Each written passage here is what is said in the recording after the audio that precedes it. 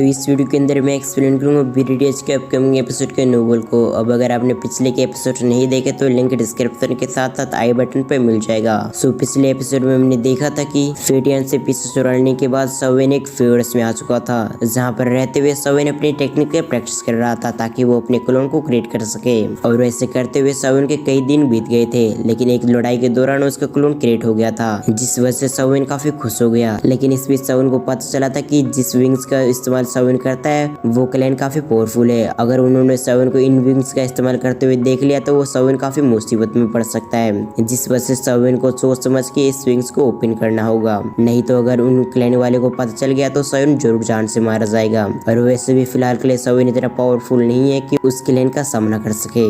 अब इसके आगे इस पार्ट की स्टार्टिंग होती है। अब इस पार्ट की स्टार्टिंग में हम सवेन को देखते हैं जो कि कैंप फायर के पास बैठा हुआ था। अभी के समय सवेन अपनी आंखें खोलते हुए अपने मन में कहता है मुझे जल्द से जल्द अपने क्लोन को पावरफुल बनाना होगा, लेकिन मुझे अपने क्लोन को पावरफुल बनाने के लिए थंडर की जरूरत होगी जो कि मेरे पास नहीं है। अब कुछ समय ऐसे सोचने के बाद सवेन अपने क्लोन को बाहर निकालता है और अपने क्लोन को देखते हुए सवेन अपने मन में कहता है मेरा क्लोन फिलहाल के लिए काफी कमजोर है, जिस वजह से वो काफी पावरफुल लोगों का सामना नहीं कर सकता। और ऊपर से कई लोग मेरे क्लोन को भी पहचान सकते हैं और इन सभी के अलावा मेरा क्लोन काफी कम समय के लिए एग्जिस्ट कर सकता है। ये सब सोचते हुए सवेन काफी परेशान हो रहा था। तभी याओ ट्यानबू की आवाज उसके माइंड में आते हुए उससे कहती है तुम्हें लगता है तुम सिर्फ बिजली के माध्यम से अपने क्लोन को पावरफुल बना सकते हो। अगर तुम ये सोचते हो तो तुम गलत हो, क्योंकि तुम्हारे पास फ्लेम हार्ट फ्लेम है, जिस वजह से अगर तुम चाहो तो तुम अपने क्लोन को भी काफी आसानी से पावरफुल बना सकते हो। और अगर तुमने एक बार फ्लेम हार्ट फ्लेम से अपनी क्लोन की प्रैक्टिस करवा दी तो जिसके बाद काफी पावरफुल फ्लेम भी तुम्हारे क्लोन को कुछ नहीं बिगाड़ पाएगा। और इस तरह से फेटियन के क्लोन के साथ जो हुआ था वो तुम्हारे क्लोन के साथ नहीं होगा, क्योंकि तुम्हारा क्लोन पहले से हेवनली फ्लेम के साथ मर्ज हुआ होगा। सवेन याओ ट्यानबू की तरफ देखते हुए उससे कहता है हेवनली फ्लेम को कांटेक्ट में आते ही मेरा क्लोन डिस्ट्रॉय हो जाएगा, जिस वजह से मैं ऐसा रिस्क नहीं उठा सकता। लेकिन दूसरी तरफ याओ ट्यानबू उसे डांटने लगते हैं। अब आखिरी में सवेन को ना चाहते हुए ऐसा करना पड़ता है। वो अपने दिल पे हाथ रखते हुए कहता है मेरा क्लोन तो जरूर जान से मारा जाएगा। ये सब सोचते हुए अपने हेवनली फ्लेम को निकालते हुए अपने क्लोन को प्रैक्टिस करवाने लगता है। शुरुआत में उसका क्लोन तो धीरे धीरे जलने लगता है, लेकिन कुछ समय प्रैक्टिस करने के बाद क्लोन और हेवनली फ्लेम दोनों आपस में मर्ज होने लगती है। अब अपने क्लोन को प्रैक्टिस करता देख सवेन अपने मन में कहता है मेरे पास 5 से 6 दिन बचे हुए हैं, जिसके बाद मुझे हेवनली माउंटेन पुल पे जाना होगा। और मुझे विश्वास है कि इन 5 से 6 दिन के अंदर अंदर मेरा क्लोन काफी पावरफुल बन जाएगा, जिसके बाद ही मेरा क्लोन मेरी सहायता कर पाएगा, क्योंकि अगर इस पावर के साथ अगर वो किसी के सामने भी गया तो वो काफी आसानी से हार जाएगा। मेरे लिए यही अच्छा होगा कि मैं 5 से 6 दिनों के अंदर अंदर मैं अपने क्लोन को काफी पावरफुल बना दूं।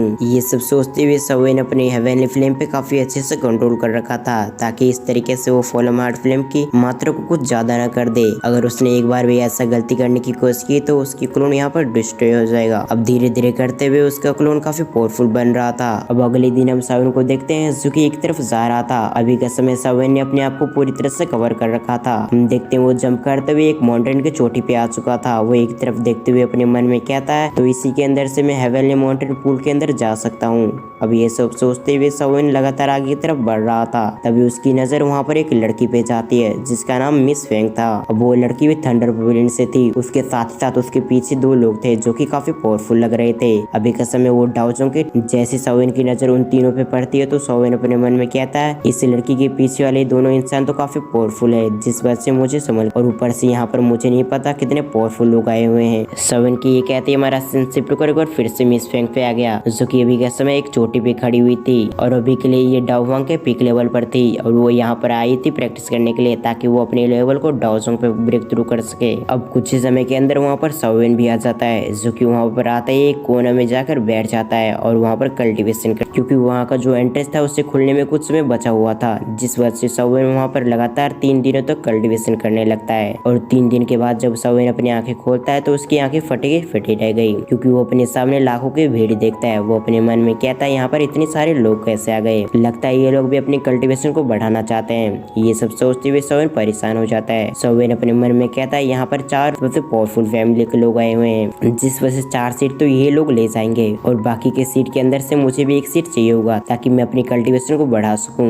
अब ये लोग ऐसी बातें कर ही रहते हैं, उससे में हम देखते हैं वहाँ के एंट्रेंस को, जहाँ पर खतरनाक एनर्जी वे फैलने लगती है। अब इस कारण से वहाँ पर जो लोग आए हुए थे वो सभी पीछे धकेलने लगते हैं और देखते देखते वो एंट्रेंस ओपन हो जाता है। अब ये देखते सभी लोग काफी खुश हो चुके थे और काफी तेज से उस एंट्रेंस की तरफ जाने लगते हैं। और जब मिस फेंग ये देखती है तो वो भी आगे जाने की कोशिश करती है, लेकिन इससे पहले वो जा पाती है उससे पहले वहाँ पर एक व्यक्ति अंदर चला जाता है। अब इस कारण से तो उसे तो काफी गुस्सा आता है। अब वो व्यक्ति और कोई नहीं बल्कि सावेन था। हम देखते हैं उसने बिना कुछ सोचे समझे उस सावेन पे हमला कर दिया, लेकिन दूसरी तरफ सावेन ने काफी आसानी से उसके हमले को डॉज कर। अब इस कारण से मिस फेंग को तो काफी गुस्सा आ चुका था, लेकिन दूसरी तरफ हम सावेन को देखते हैं जो कि अब तक उस एंट्रेंस के अंदर जा चुका था। अब इसी सीन के साथ हमारे ये पार्ट यहाँ पर एंड होता है। अब इसका पार्ट 2 चाहिए तो आपको वीडियो को लाइक करके चैनल को सब्सक्राइब करना होगा, साथ ही साथ बेल आइकन को ऑल पे प्रेस करना ना भूलें। तो फिर मैं मिलता हूं किसी और वीडियो में, जब तक के लिए थैंक्स फॉर वॉचिंग।